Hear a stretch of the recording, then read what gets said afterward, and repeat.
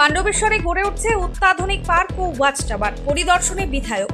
পাণ্ডবেশ্বরের অজয় নদীর তীরে তৈরি হতে চলেছে অত্যাধুনিক পার্ক ও ওয়াচ টাওয়ার। শনিবার সেই কাজের অগ্রগতি সচক্ষে পরিদর্শন করলেন এলাকার বিধায়ক নরেন্দ্রনাথ চক্রবর্তী।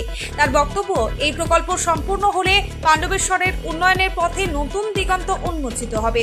ওয়াচ টাওয়ার থেকে দর্শনার্থীরা উপভোগ করতে পারবেন অজয় নদী সংলগ্ন প্রাকৃতিক সৌন্দর্য। পাশাপাশি অত্যাধুনিক সুযোগ সুবিধা সহ পার্কটি গড়ে উঠলে এটি হবে পাণ্ডবেশ্বরের অন্যতম আকর্ষণ। বিধায়কের উদ্যোগে উন্নত পাণ্ডবেশ্বর, এগিয়ে পাণ্ডবেশ্বর স্লোগানকে সামনে রেখে এগিয়ে চলেছে এই প্রকল্প। পাণ্ডবেশ্বরের বিধানসভার বিধায়ক তথা পশ্চিম বর্ধমানের জেলার সভাপতি নরেন্দ্রনাথ চক্রবর্তী জানান, এই পার্কটা তাদের স্বপ্ন ছিল। বহুদিন ধরে এর কাজ বন্ধ ছিল। বর্তমানে 40 লাখ টাকা অ্যালার্ট হয়েছে এবং তারপরই টাওয়ার বসানোর কাজ চলছে। এছাড়াও পঞ্চায়েত সমিতি এবং গ্রাম পঞ্চায়েত সকলের ফান্ড মিলিয়ে এই পার্ক গড়ে উঠছে আস্তে আস্তে। তিনি সবসময়ই চেয়েছেন মানুষের নিঃশ্বাস ফেলার একটি জায়গা থাকুক, যেন মানুষ সময় কাটাতে পারে।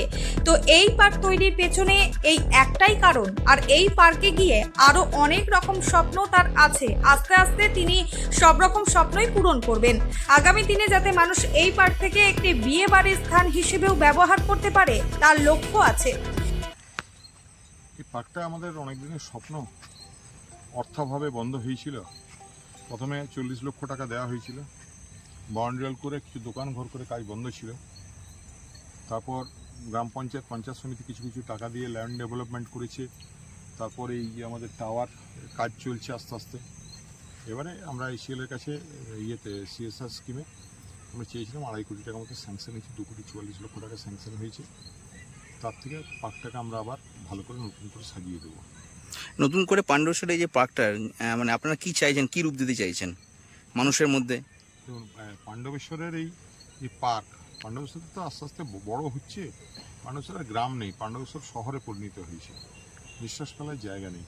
আমরা চেয়েছি যে নদীর ধারে এই যে পার্ক মানুষের নিঃশ্বাস ফেলার জায়গা হোক, মানুষ বিকেলবেলা বেড়াতে আসুক। এটা নিয়ে অনেক প্রোগ্রাম আছে।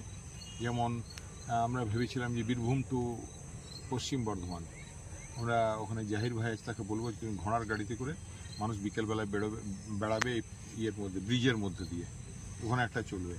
তারপর পার্কটা সাজানো হবে বেড়ানোর জায়গা। প্লাস এখানে আমরা চেয়েছি যে ওই কলকাতার ধাঁচে এখানে ওপেন এয়ার বিয়ে বাড়ি, সেটা তো এই পার্ক যারা আমাদের হাতে তুলে দেবো, এটা দেখছি কার হাতে তুলে দিই, যারা পার্কটা ভালোভাবে চালাতে পারবে তারা এটা ওপেন এয়ার বিয়ে বাড়ি হিসেবে ব্যবহার করবে। আমরা এরকম হলও থাকবে, একটা কমিউনিটি হলও থাকবে, এবং সেই সঙ্গে বাগান, মাঠ, পার্ক সবাই এখানে বিয়ে বাড়িতে ব্যবহার করতে পারবে।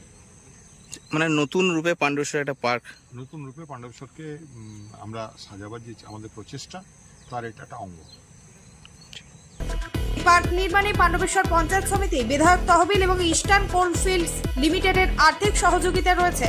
বিধায়ক নরেন্দ্রনাথ চক্রবর্তী আশাবাদী, আগামী দিনে এই পার্ক শুধু বিনোদনের কেন্দ্রই নয়, বরং এক প্রাকৃতিক নিদর্শন হিসেবেও পরিচিত হবে।